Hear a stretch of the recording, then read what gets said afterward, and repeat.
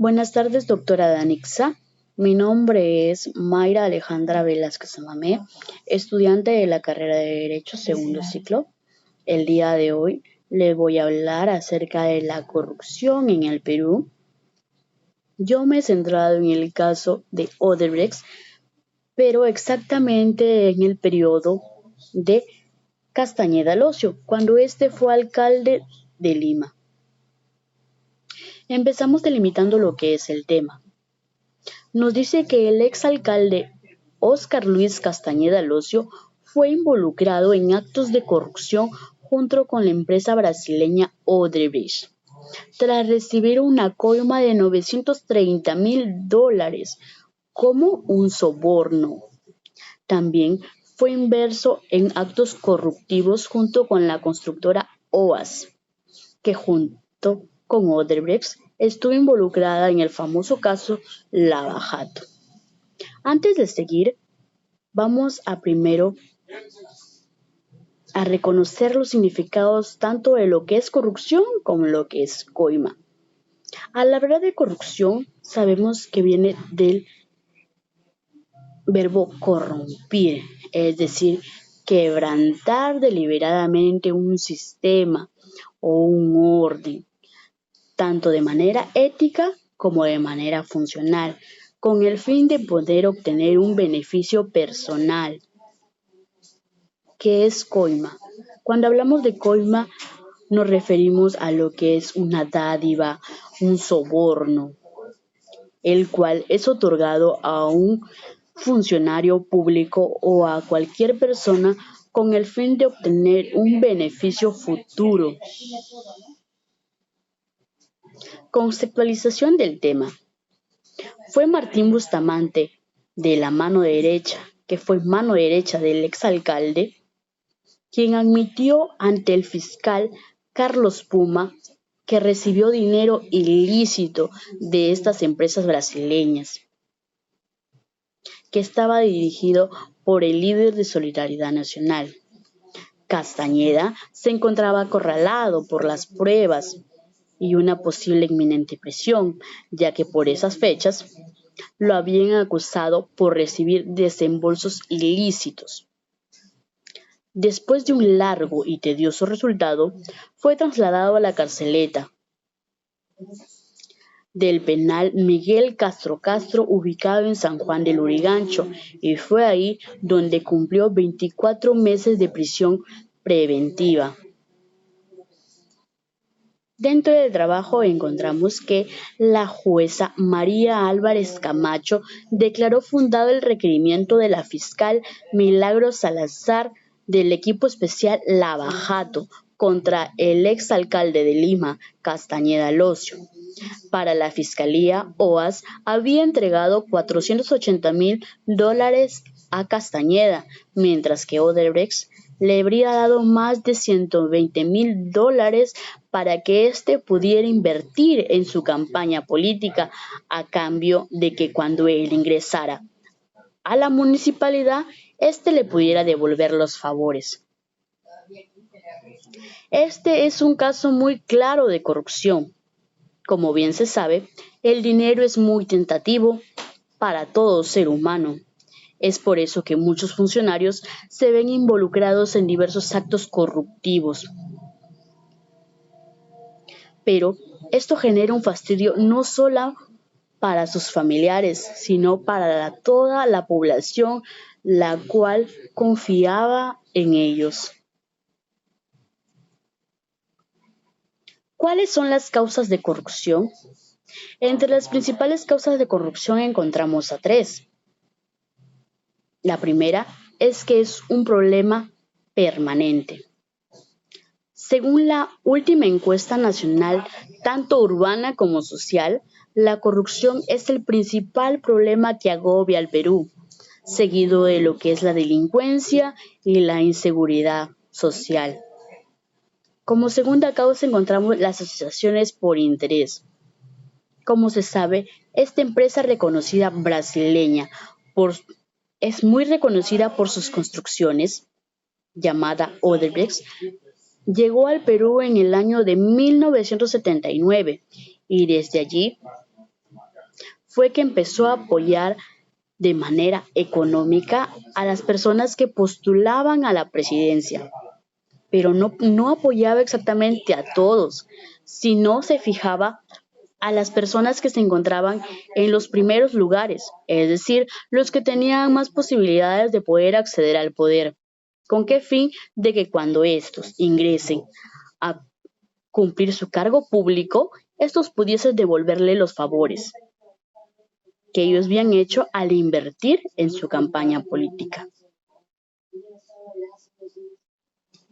¿Cuáles son las consecuencias de la corrupción? Encontramos tres consecuencias básicas. El primero es que sufre un gran impacto en nuestra economía. Mientras que la corrupción vaya en aumento, el volumen de las inversiones públicas van cayendo. Y en esto existen muchas opciones que permiten la manipulación del gasto público y son llevadas a cabo por los funcionarios de alto nivel con el fin de poder obtener diversas dádivas.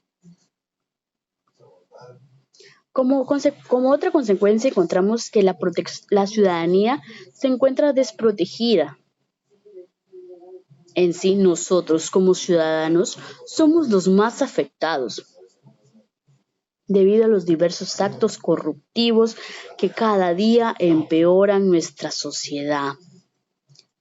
Siendo así, que el dinero se va a los funcionarios de altos cargos, a los dirigentes, dejando de lado las obras públicas como lo que es la construcción de hospitales, de escuelas, de carreteras, lo que nos favorece a nosotros como ciudadanos. Como tercera consecuencia, encontramos la pena privativa de la libertad. Existen tres tipos de delitos que engloban este caso. Nos encontramos señalados en tres artículos, en el artículo 387, 388 y 389, en lo que encontramos peculado doloso y culposo, peculado de uso y la malversación. ¿Por qué la pena de libertad la encontramos como consecuencia de la corrupción? Si nos fijamos directamente en el caso, el exalcalde Castañeda Locio fue privado de su libertad por 24 meses y esto fue porque se encontraba inmerso en diversos actos corruptivos y por asociación ilícita, colusión agravada y por lavado de activos. Como recomendaciones tenemos para los funcionarios o para los que ocupan algún cargo, ya sea presidente o congresista, estas personas deben de ser correctas y no deben de corrompirse o dejar influenciarse por cosas negativas, porque esto causaría demasiados problemas, no solo para ellos, para sus familiares y para la población en general. Ellos se encuentran en un cargo público gracias a los ciudadanos, los cuales votaron, es decir, gracias al pueblo, y estos deberían de ser correspondidos. ¿Y cómo van a ser correspondidos del pueblo? A través de las obras públicas.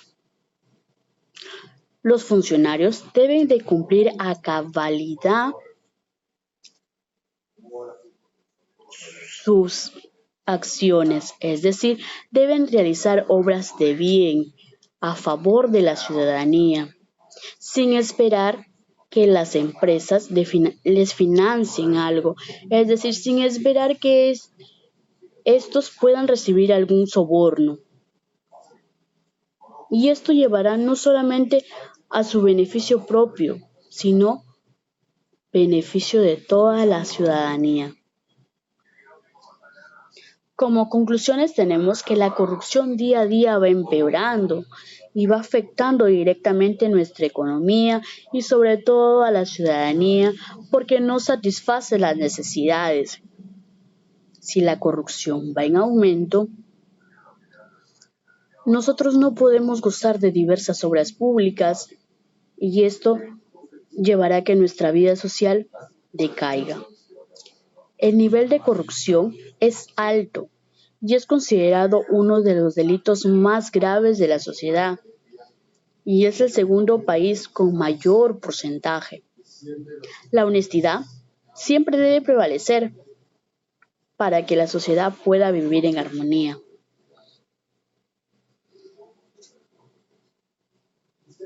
Como anexos encontramos tanto las doctrinas filosóficas y las jurídicas, las leyes injustas y su obediencia en Sócrates. Sócrates sostiene que la ley está por encima de todo y como buenos ciudadanos debemos de aceptarla y a la vez respetarla, aunque en algunos casos nos pareciese a nosotros injusta. Según Sócrates, la aristocracia era la mejor forma de gobierno, debido a que éste consideraba que la democracia estaba muy corrupta.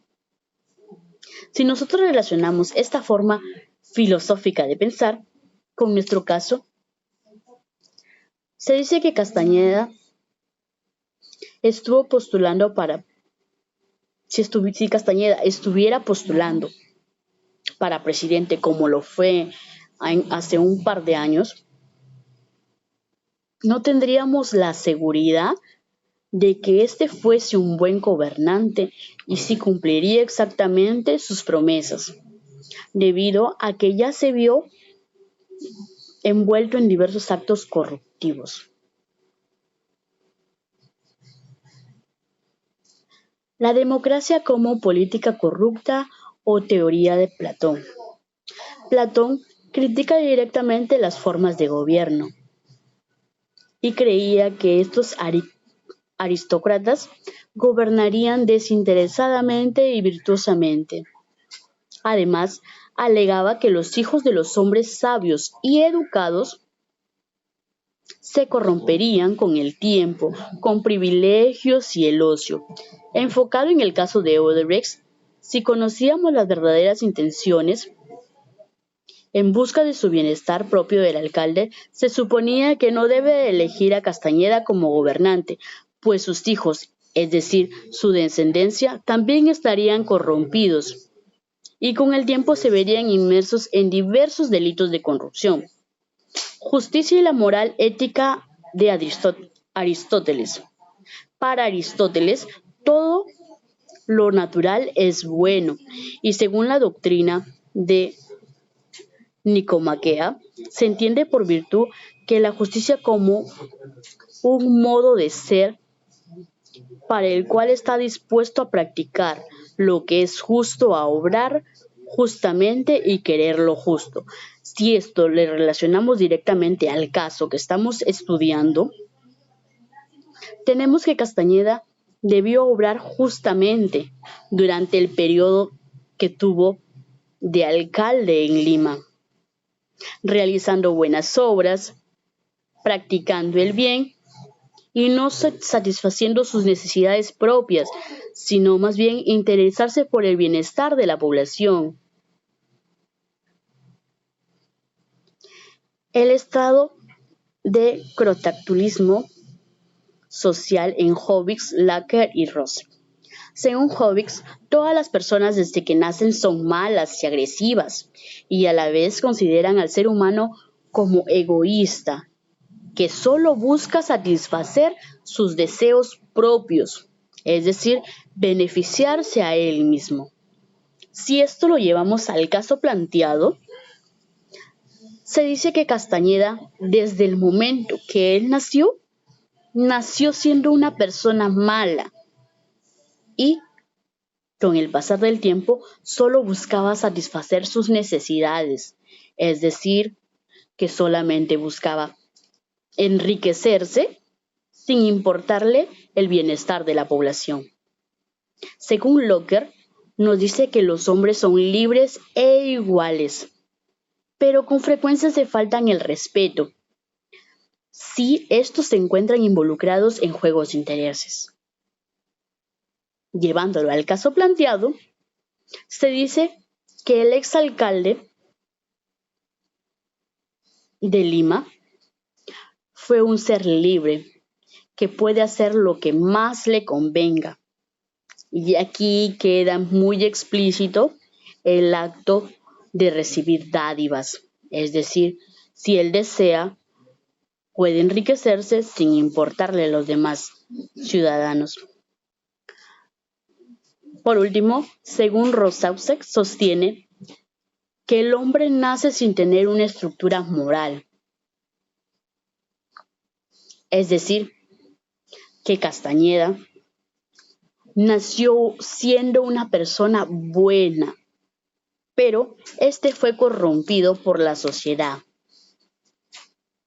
Es decir, al verse inmerso en la política, este fue obteniendo o aprendiendo cosas malas, lo que lo llevó a ser una persona corrupta y a prevalecer más sus beneficios que los beneficios de los ciudadanos.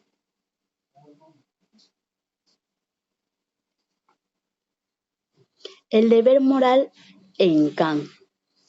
Todo el mundo debe admitir que una ley posee un valor moral, es decir, como fundamento de obligatoriedad, se debe incluir una necesidad absoluta.